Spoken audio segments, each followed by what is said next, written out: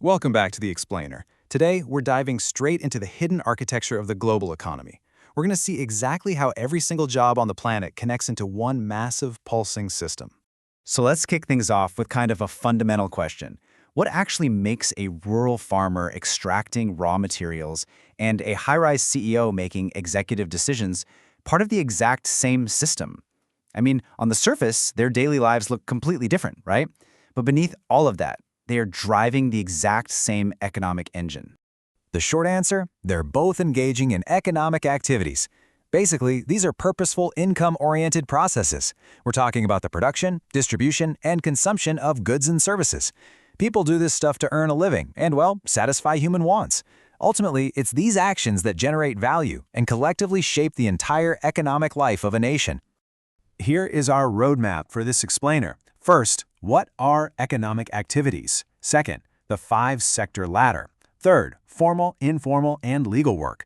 Fourth, ownership and scale. And finally, the future of work. What are economic activities? The foundation of human survival and progress. Now, for an activity to be truly quote-unquote economic, it has to check a few really specific boxes. You've got to aim for financial livelihood, use resources, and actually create utility. That could be making a tangible physical product or offering an intangible service. It requires market exchange, and it's heavily influenced by geography and tech. But above all, it requires continuous effort. So knitting a single scarf for your cat as a weekend hobby? Yeah, that doesn't make the cut. But selling those cat scarves online continuously? Boom, now you're participating in the economy. Part 2. The 5-sector ladder. Climbing from dirt to data. Think of this as a literal ladder of human civilization, where economies progress sequentially. We start right at the bottom, reliant on basic resource-dependent survival, and then we climb all the way up those rungs to complex, knowledge-driven ecosystems. Let's break these down. The absolute foundation is the primary sector. This is pulling resources directly from the earth in a highly labor-intensive way. So your agriculture, your mining, forestry, it's totally dependent on the environment. Then, the capital-intensive secondary sector takes those raw materials and industrializes them into finished goods. This is your manufacturing and construction. It's the sector that literally builds modern infrastructure and drives urbanization. And it's wild to see how dramatically modernizing economies shift over time. Just look at developing nations like India. The tertiary sector, which represents all intangible services, from banking and retail to healthcare and education, has rapidly expanded to command the absolute largest share of GDP. It perfectly demonstrates how economies evolve from making physical things to providing critical services. Now, at the very top of our economic ladder, we have the quaternary and quinary sectors. The quaternary sector is made up of highly specialized knowledge workers doing R&D, data analytics, software development, the stuff that drives global competitiveness. And right above them, the quinary sector. These are your top-tier executive leaders, the CEOs, high-level government policymakers, top administrators. They formulate the broad strategies that actually guide all the sectors below them. Part 3. Formal, informal, and legal. The dualities of the working world.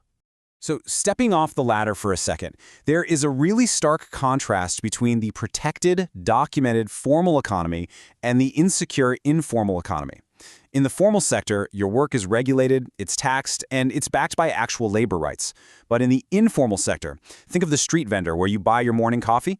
Those workers operate completely outside government regulation. The huge takeaway here is that despite its lack of security, the informal economy actually employs a massive, vital workforce in a lot of developing nations. We can also categorize activities by legality. Legal activities like farming or trade are permitted by the state and actively contribute to official GDP. On the flip side, while illegal activities like smuggling or illegal mining do generate real income for the people involved, they're socially harmful and completely prohibited. Because of that, economists strictly exclude them from official GDP calculations. No surprise there. Finally, we got to look at the intent behind the work.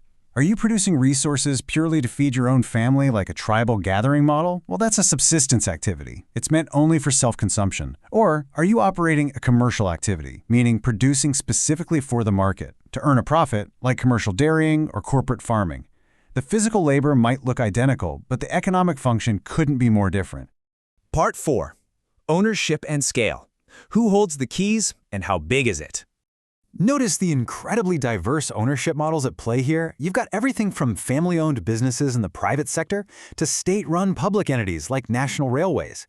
We also see joint enterprises where government and private sectors actually team up. And then there's the incredibly fascinating cooperative sector.